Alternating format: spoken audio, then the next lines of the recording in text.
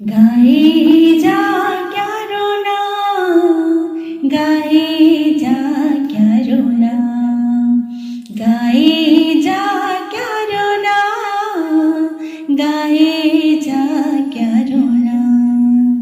मुश्किल भरे इस दौर में इसने भरा उत्साह दुगुना, मुश्किल भरे इस दौर।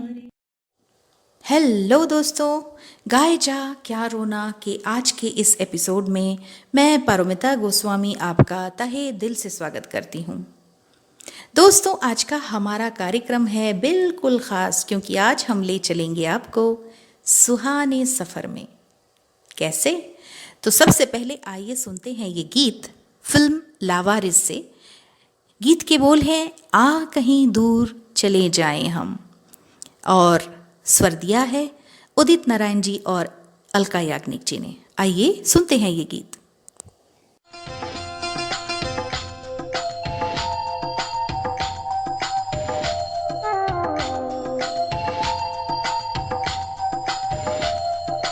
आ कहीं दूर चले जाए हम,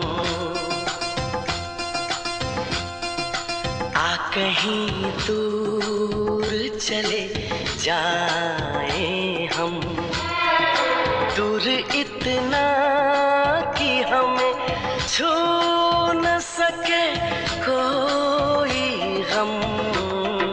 आ कहीं दूर चले जाएं हम,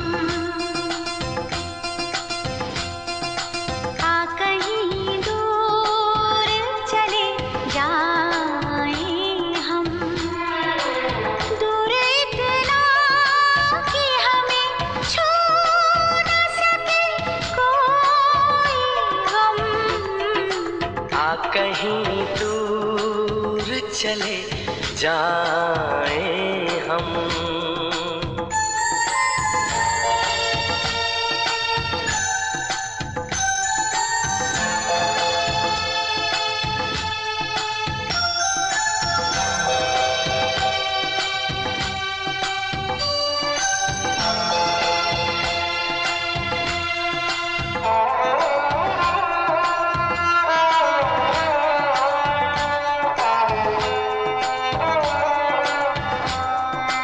फूलों और कलियों से महके हुए एक जंगल में, एक हंसी झील के साहिल पे हमारा घर हो। उसमें भीगी हुई घास पे हम चलते हो, रंग और नूर में डूबा हुआ हर मंजर हो। मैं तुझे प्यार करूं मेरे सनम, तू मुझे प्यार करे मेरे सनम। आ कहीं दूर चले जाए हम।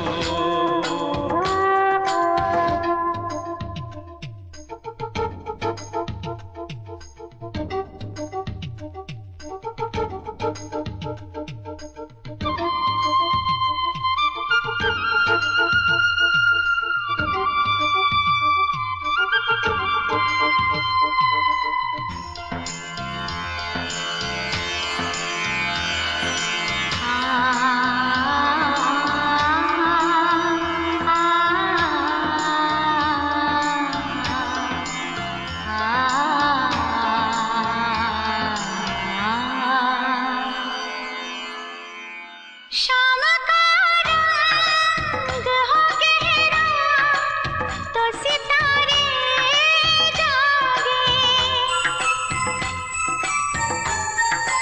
रात जो आए तो रेशम से अंधेरे लाए।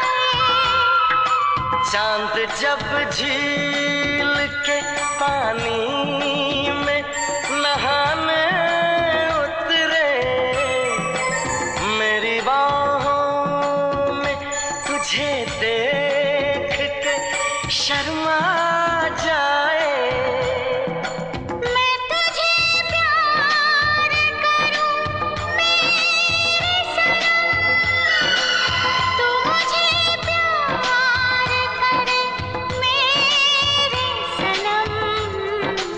आ कहीं दूर चले जाए हम,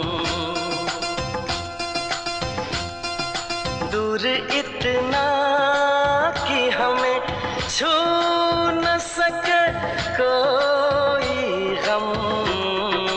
आ कहीं दूर चले जाए हम।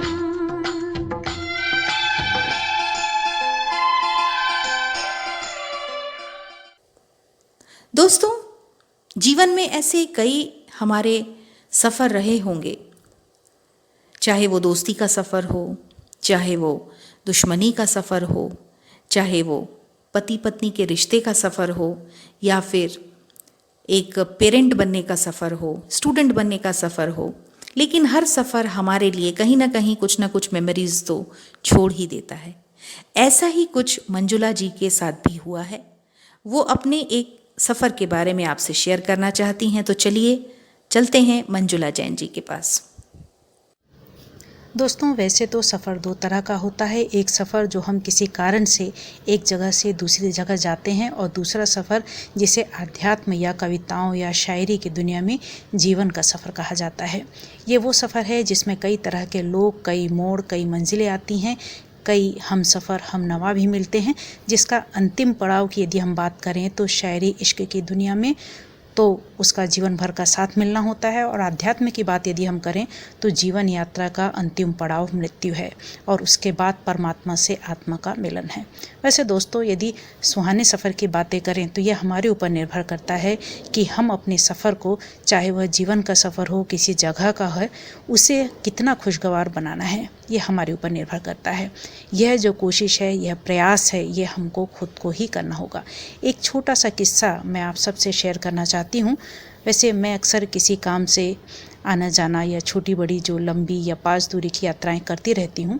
एक बार की घटना है, मैं जबलपुर जाना चाहती थी। मैं अमरकंटक एक्सप्रेस से ऑनलाइन रिजर्वेशन मैंने उस वक्त कराया, और उस वक्त मेरा रिजर्वेशन वेटिंग में था, कंफर्म नहीं था।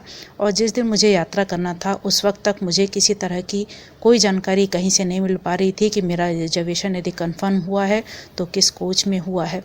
किसी तरह का कोई चार्ट या लिस्ट भी नहीं लगी थी, और किसी तरह की जो जानकारी है ऑनलाइन ये भी नहीं मिल पा रही थी। और आप ये जानते हैं कि ऑनलाइन रिजर्वेशन यदि कंफर्म नहीं होता है तो रिजर्वेशन कैंसिल हो जाता है। तो बड़ी असमंजस की स्थिति में मैं जनरल के डिब्बे में बैठ गई कि कोच की जानकारी होने पर फिर मैं अपने कोच में चली जाऊंगी। बैठने के थोड़ी देर बाद पता चला कि फला कोच में मेरा रिजर्वेशन कंफर्म हो गया है। मैंने सोचा बैठने में काफ़ी दिक्कत हो रही है, मुझे जल्द ही अपने कोच में चले जाना चाहिए। तब बिलासपुर से मैं रात 9 बजे बैठी थी, और अगला स्टेशन जो अनूपपुर है वो रात करीब 11:30 बजे आता। जो बड़ा स्टेशन है तो वहाँ जो ट्रेन है वो थोड़ा ज़्यादा देर के लिए रुकती थी। मैंने सोचा 2.5 घंटा मैं कैसे जनरल डब्बे में असहज स्थिति में बैठी रहूँगी, और मुझे जल्द ही अपने कोच में पहुँच जाना चाहिए। सो जैसे ही करगी रोड कोटा स्टेशन आया तो मैंने कुछ सोचा समझा नहीं, मैं तुरंत उतर गई कि जो भी स्लीपर का रिजर्वेशन वाला जो भी डिब्बा होगा उसमें मैं चढ़ जाऊंगी, क्योंकि आगे के जो सारे डिब्बे होते हैं वो एक दूसरे से कनेक्टेड रहते हैं, तो फिर मैं अपने रिजर्वेशन सीट पर आसानी से चली जाऊंगी। रात का समय था, चारों ओर बिल्कुल अंधेरा था, और करगी रोड कोटा का जो छोटा सा अंधेरा सुनसान स्टेशन। जनरल डब्बा भी प्लेटफॉर्म से दूर था, तो मैं रेलवे ट्रैक पर उतरकर बड़े घबराते हुए तेज़ी से रिजर्वेशन के स्लीपर डिब्बों की तरफ बढ़ी, क्योंकि मात्र 2 मिनट ही ट्रेन का हॉल्ट भी रहता था। और जो डिब्बे का जो दरवाज़ा है वो भी प्लेटफॉर्म न होने के कारण थोड़ा ऊंचाई पे था, इसलिए मुझे चढ़ने में भी दिक्कत लग रही थी, और ऊपर से हाथ में सामान का बैग भी था। मैंने जैसे ही दरवाजे पे पहुंची और दरवाजे को धक्का दिया, मगर जो दरवाज़ा था वो बंद था। मेरी टेंशन और बढ़ गई कि अब और क्या होगा, क्योंकि ट्रेन चलने वाली थी। मैं सुनसान अंधेरे स्टेशन पर अकेली, मेरी सांसें अटकी रह गई, मेरे दिमाग ने काम करना बंद कर दिया। मैं भागते हुए अगले डिब्बे की ओर गई, सीढ़ी चढ़ी, दरवाजे को धक्का दिया, और वो दरवाज़ा भी बंद। अब मेरे पास ना इतना वक्त था कि मैं जनरल डिब्बे में वापस जा सकती थी और ना ही ये स्थिति थी कि मैं स्टेशन पर रहती और अगली ट्रेन का इंतज़ार करती, क्योंकि जबलपुर जाने वाली रात की जो इकलौती ट्रेन अमरकंटक एक्सप्रेस ही थी। मेरी समझ में नहीं आ रहा था कि मैं करूं तो क्या करूं। धड़कनें मेरी बहुत तेज़ बढ़ गई थी और किसी अनहोनी की आशंका ने मुझे और भी ज़्यादा भयभीत कर दिया था। इतने में मैंने ज़ोर ज़ोर से दरवाजे को खटखटाया और चिल्लाया कि कोई दरवाज़ा खोलो, प्लीज़ दरवाज़ा खोलो। और आप जानते हैं कि क्या हुआ, क्योंकि चंद सेकंड की ही बात थी, वरना मैं वहीं खड़ी रह जाती। मगर दरवाज़ा खुला और किसी ने आगे हाथ बढ़ाया। किसने खोला होगा दरवाज़ा और किसने आगे हाथ बढ़ाया होगा, सोच सकते हैं आप? उस वक्त तो मैंने कुछ भी नहीं सोचा। दरवाज़ा खुलते ही, हाथ बढ़ाते ही मैंने अपना बैग आगे कर दिया और जल्दी से तेज़ी से चढ़ गई। आपकी तरह मुझे भी बहुत आश्चर्य हुआ कि जिसने दरवाज़ा खोला, जिसने हाथ आगे बढ़ाया, उस व्यक्ति के हाथ में एक बैसाखी थी। वो दिव्यांगजन थे, लेकिन उस दिन उन्होंने जो मुझे सहारा दिया, उसका बयान, मैं उसका जो शुक्रिया है, मैं शब्दों में तो उस वक्त कर ही नहीं सकती थी, क्योंकि बाकी के लोग तो रात में दरवाज़ा बंद करके बैठे थे, मेरी आवाज़ को भी अनसुना कर गए। लेकिन जो शारीरिक रूप से अक्षम होने के बाद भी मेरे लिए उस रात वो फरिश्ता बनकर आए। ये कहानी नहीं है, ये एक हकीकत है जो हम सबको एक बहुत बड़ी सीख देती है। ये सीख मुझे भी देती है, ये सीख बहुत से लोगों को भी देती है जो अपनी सहूलियत के लिए।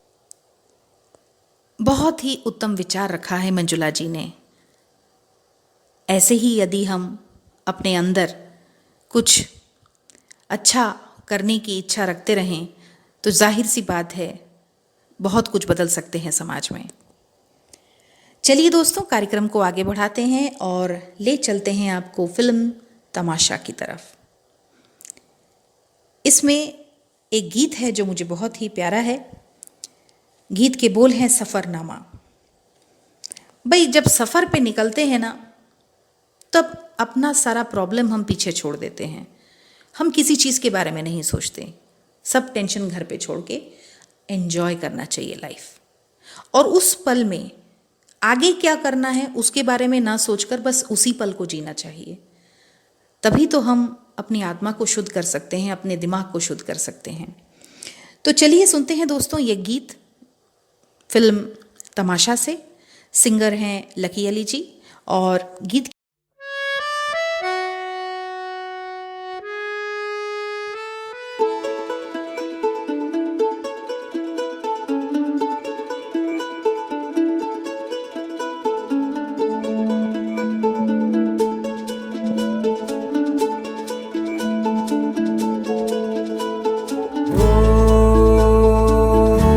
सफरनामा सवालों का सफरनामा शुरू तुमसे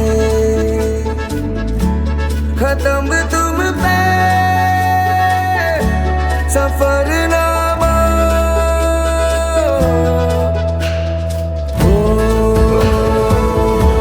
जिसे ढूंढा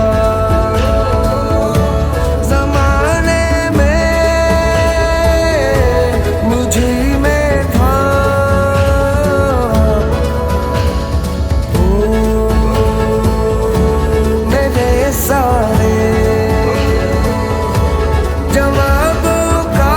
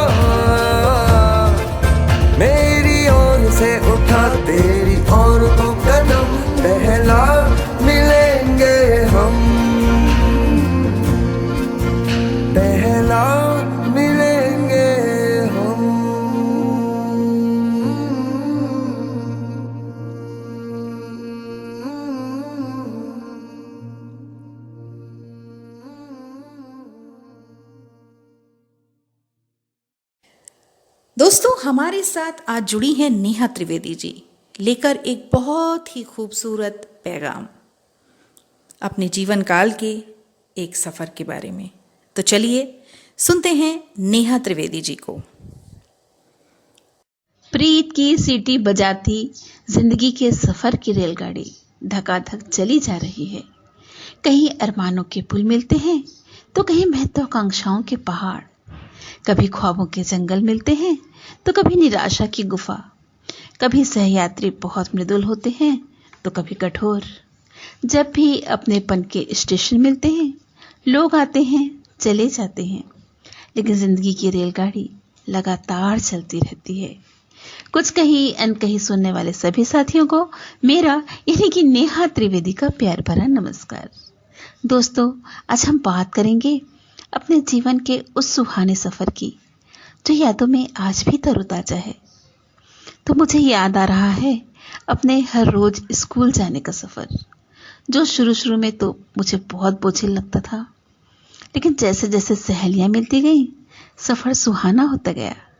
हम सुबह उठते, तैयार होते, मम्मी हमारे लिए नाश्ता बनाती और टिफिन भी देती। हम सब सहेलियां मिलकर स्कूल जाते, कभी मीठी मीठी बातें करते तो कभी किसी बात पर झगड़ पड़ते। ये सफ़र पता ही नहीं चलता था। कभी रास्ते पर बैलगाड़ी गुजरती तो उसके गाड़ीवान से गुहार करते कि वो हमें बैठा ले। अगर वो बैठाते तो बहुत मज़ा आता, अगर नहीं बैठाते तो हम अपना बस्ता तो रख ही लेते थे। उसके बाद अपनी साइकिल पर स्कूल जाना शुरू किया। ये सफ़र भी लाजवाब था। कभी साथी के पीछे बैठ जाया करते थे तो कभी उसे पीछे बैठा लिया करते थे। ये सफ़र रोज़ हम तय करते थे। आज ना जाने कितने सफ़र हम तय कर चुके हैं जीवन के, लेकिन जितना सुहाना सफ़र हमें ये लगता था बचपन का सफ़र। सही कहा नेहा जी ने कि बचपन का सफ़र जीवन भर याद रहता है, फिर से बच्चा बन जाने का मन करता है। तो इसी संदर्भ में सुनिए दोस्तों एक और बेहतरीन गीत। फिल्म का नाम है आपकी कसम और गीत के बोल हैं जिंदगी के सफ़र में, और स्वर दिया है किशोर कुमार जी ने।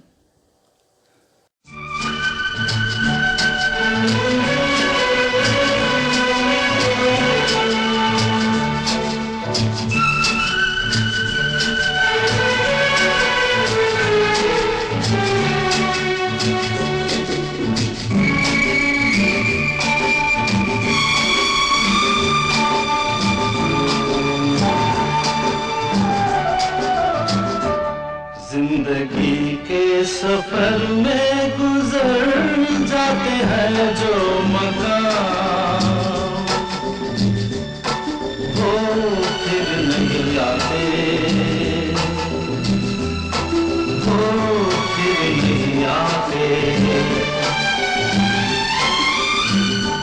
जिंदगी के सफर में गुजर जाते हैं जो मकाम, फिर नहीं आते, वो फिर नहीं आते।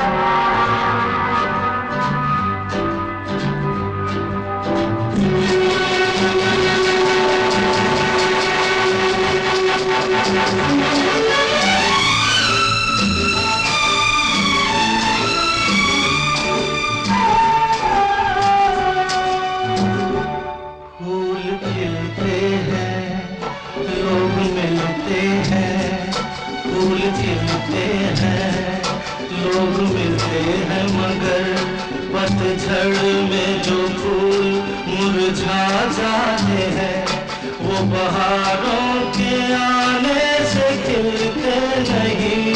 कुछ लोग एक रोज जो बिछड़ जाते हैं, वो हजारों के आने से मिलते नहीं। उम्र भर चाहे कोई पुकारा करे उनका नाम, वो फिर नहीं आते, वो फिर नहीं आते।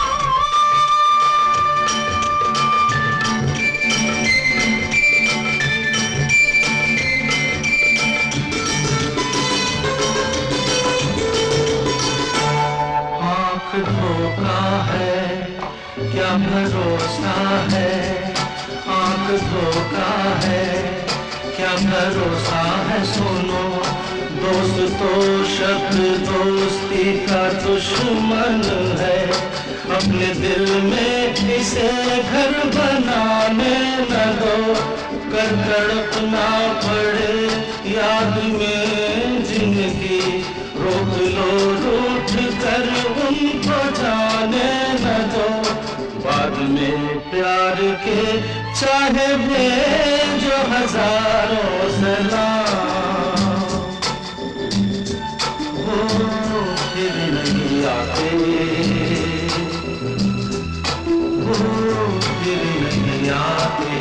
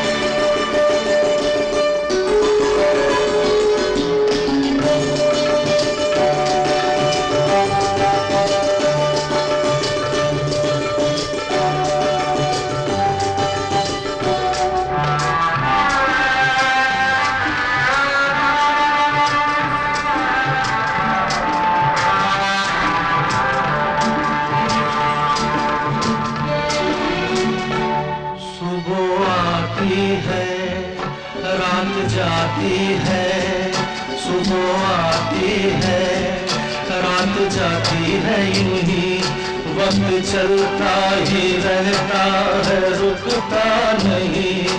एक पल में ये आगे निकल जाता है, आदमी ठीक से देख पाता नहीं, और पर्दे पे मंजर बदल जाता है।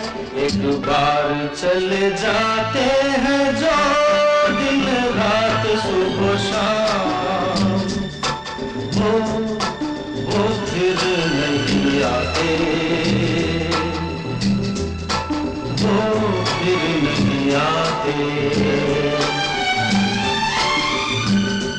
जिंदगी के सफर में गुजर जाते हैं जो मकाम, वो फिर नहीं आते, वो फिर नहीं आते।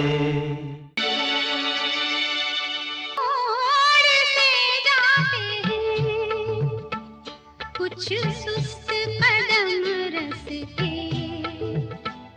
कुछ तेज कदम राही, इस मोड़ से जाते हैं। झुकी झुकी सी नजर बेकरार है कि नहीं, झुकी झुकी सी नजर बेकरार है कि नहीं। उम्मीद है आपको हमारा आज का कार्यक्रम पसंद आया होगा।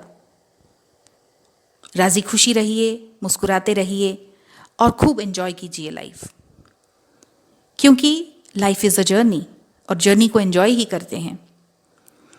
तो दोस्तों, मुझे अब दीजिए इजाज़त। हम आपसे फिर शनिवार को मिलेंगे एक नए कार्यक्रम के साथ। तब तक के लिए आप अपना ख्याल रखिए। जय हिंद।